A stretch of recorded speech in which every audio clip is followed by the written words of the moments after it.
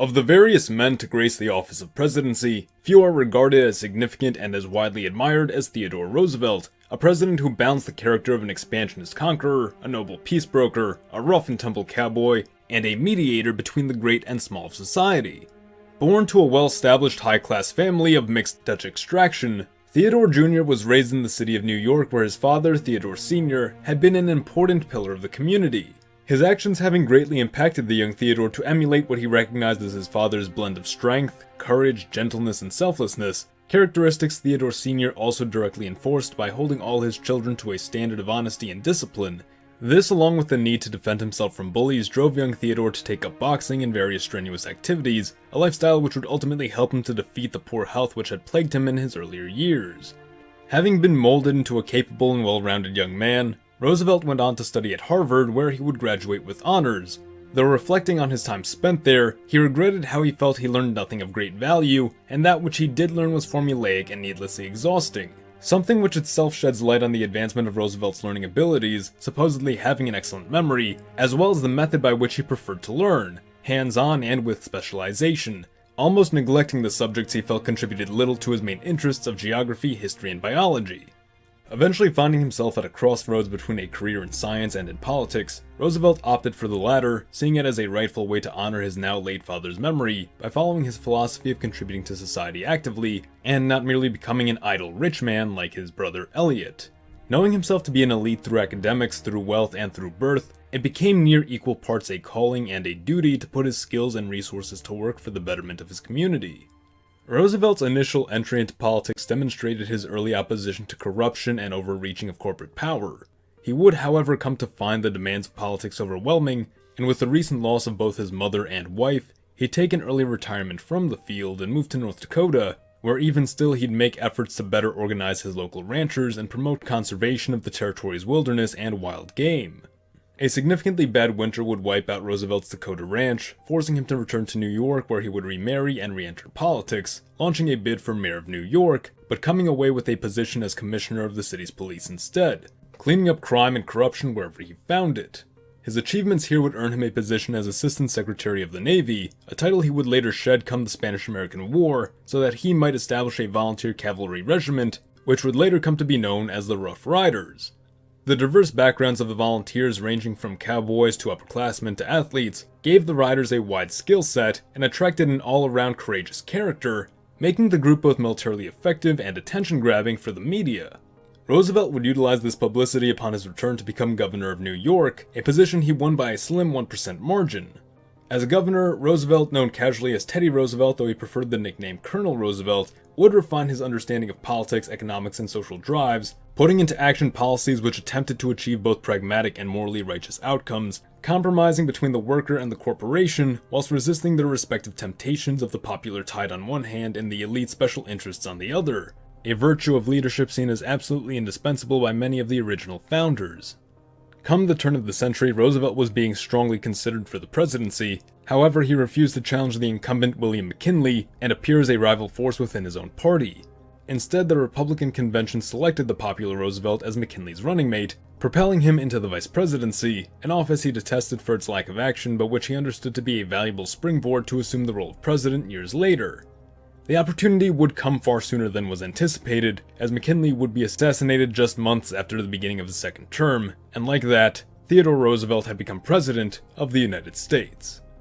As president, Roosevelt carried quite a reputation behind him. The frontiersman in him shined through his conservation efforts, believing the essence of the country was deeply tied to the environment which the state and people occupy, further that resources were limited and needed to be actively portioned, seeing the wasteful exploitation of nature by large businesses as recklessness which needed to be limited. The imperial strongman shined through in Roosevelt's stance against European intervention in the Americas, as well as in his claiming of U.S. responsibility to guide and manage the, quote, less civilized or delinquent American nations to the south.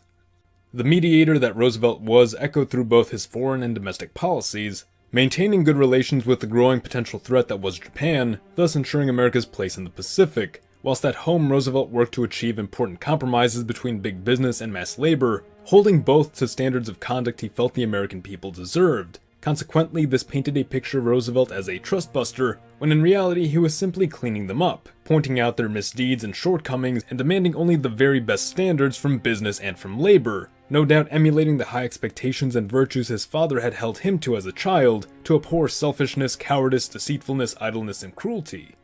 Roosevelt would win another term before refusing to run for a third. Despite his first term not having been a full 4 years, it was still pretty close, and the circumstance left Roosevelt uncomfortable with the idea of breaking the two-term tradition. As such, he had groomed what he believed would be a rightful successor, one who would carry out policies near identical to his own, one William Howard Taft. Taft, however, would drift further away from Roosevelt, who was becoming more clearly defined by progressive ideology. Outraged by this seeming betrayal, Roosevelt decided to challenge Taft in the following election. However, Roosevelt's time away from office had cost him ties with the establishment, and the Republicans were now divided along conservative progressive lines. Believing he might still defeat Taft if the Democrats failed to run a popular candidate, Roosevelt established a third party which split the Republican vote, Roosevelt and Taft each receiving about 25% of the total vote, while the Democrat candidate Woodrow Wilson received 41%. A number the Republicans could have easily beaten had they remained unified. Like that, Roosevelt's chances to retake the office had been dashed, and he would pass away just some years later. But what if that changed? What if in an alternate timeline, Roosevelt had won another term? Most popularly considered, of course, is what might have happened had Roosevelt won the 1912 election, which will be the focus of this video. However, we should also explore what might have happened had Roosevelt immediately pursued a third term during the previous election, and thus avoided Taft's presidency altogether. This election would have put Roosevelt up against William Jennings Bryan, a man regarded as too liberal for today's religious, but too religious for today's liberals. Bryan, for instance, supported regulation of the economy on a level which Roosevelt considered radical, whilst at the same time holding creationist anti-evolution views. Whereas among most progressives, evolution was well established as fact, so much so that eugenics was rapidly becoming a staple of progressive ideology, Roosevelt himself being a believer in the science.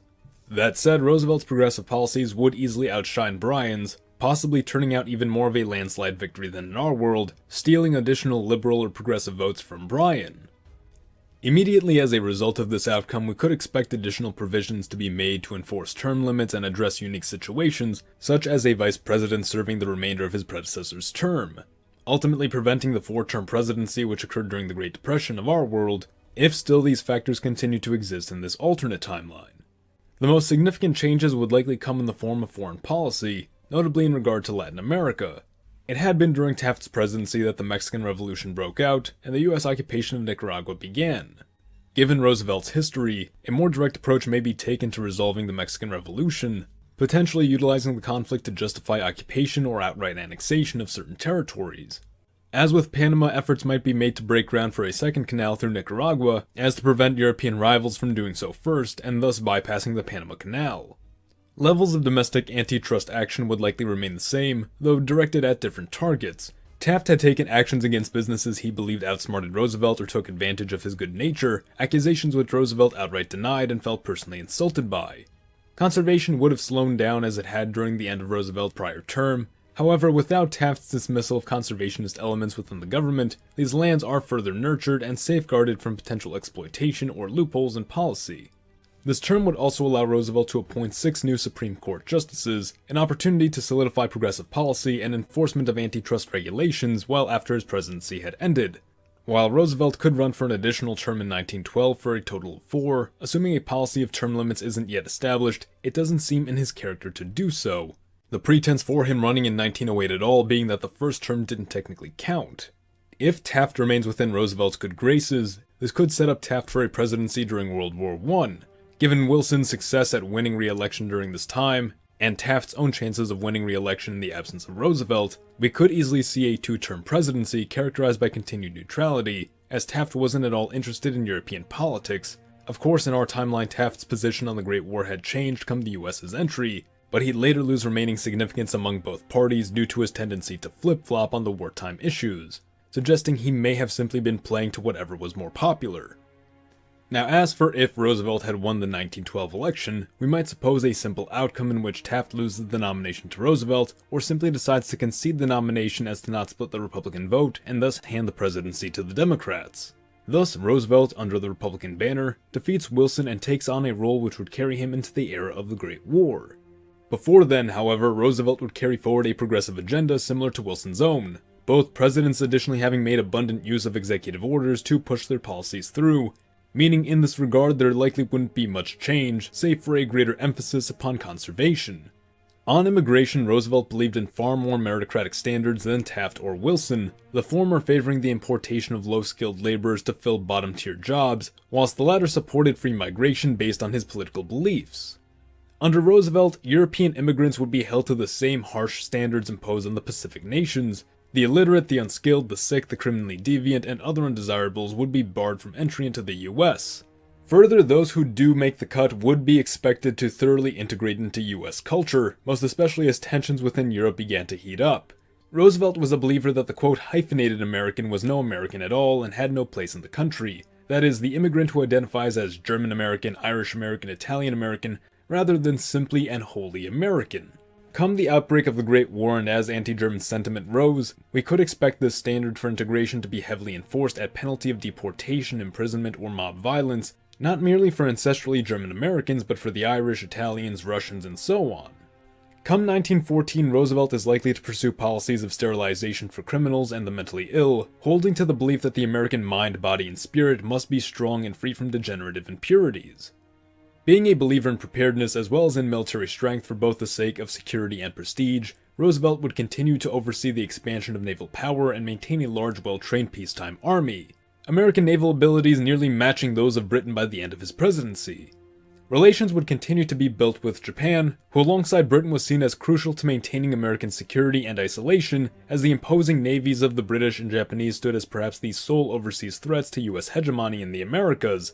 But now in comes another factor, one which seemingly sought to supplant Britain as Europe's major power, and was demonstrating a concerning level of development and expansionist ambition.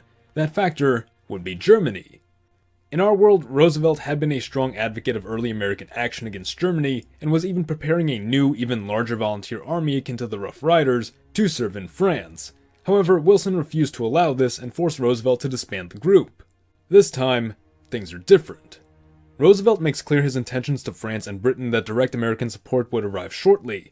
Having kept the US military in a prepared state leading up to the war, total available manpower would still remain just over that of a defensive force. Roosevelt would offer what manpower he could spare for the time, whilst he prepared a much larger force back home to deal the killing blow to Germany, including 4 divisions modeled after his Rough Riders, leading these men to Europe himself. The early entry of the US into the conflict does rapidly turn the tides in the West, however it comes at great cost, American casualties rising far higher than they had in our world, although Roosevelt would manage to maintain morale both in his men and in his citizens overseas by demonstrating that he stood enduring the same conditions his soldiers did in order to secure America from German aggression. That said, the anti-war movement would become more prominent in this alternate world, as Roosevelt would have seemingly driven the US to war unprovoked. The war ends around late 1916 and sees Germany left in a far more vulnerable position. The Kaiser isn't forced to abdicate, and revolution never sweeps through the country. However, combined French, American, and British forces are nowhere near as depleted as they would have been come 1918, meaning Germany is able to be occupied and bent to the whim of the Entente powers. Absent Woodrow Wilson's self-deterministic view of a post-war world, serious consideration would be given to French plans for a total breakup of Germany into its constituent parts. Roosevelt, seeing Germany as a major threat to global stability and too ambitious for its own good, would support this move, leaving only Britain, who valued Germany as a check against French and Russian dominance, to object to the proposition. Germany would see itself broken up along Prussian, Bavarian, Saxon, and Württemberg lines. The French would annex all lands west of the Rhine River in addition to the Ruhr region, as a means of using said river as a more defendable border against Prussia, and deprive the Prussians of major industrial and resource hubs within the region, which it would then use to reinforce itself as Europe's industrial and continental power. The Germans, having attempted to use the Polish population against Russia during the war, had laid the basis for a new Polish kingdom. Without the signing of the Brest-Litovsk Treaty, which would have occurred in 1918, Poland remains the sole formerly Russian territory to break away and remain independent following the war.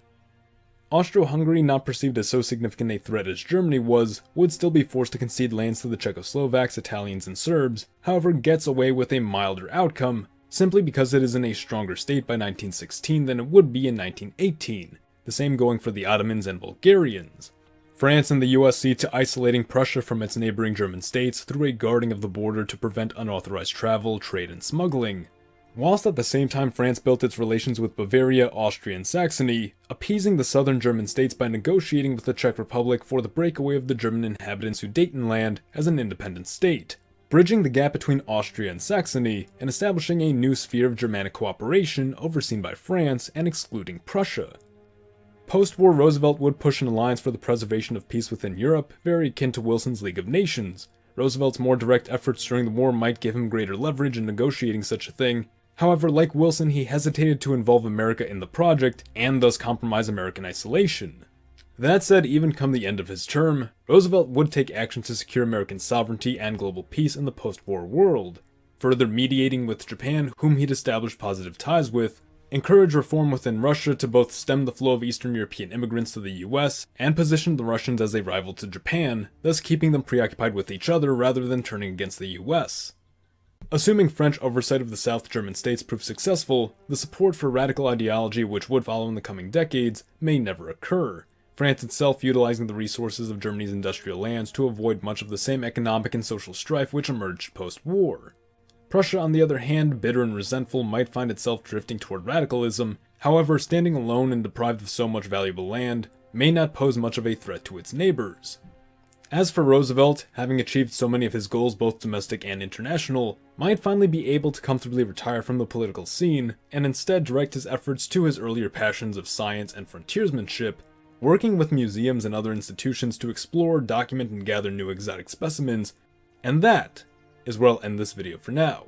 The US of Z thanks you for watching. Support your legion by liking the video, or join our ranks by subscribing for more. Mr. Z, out.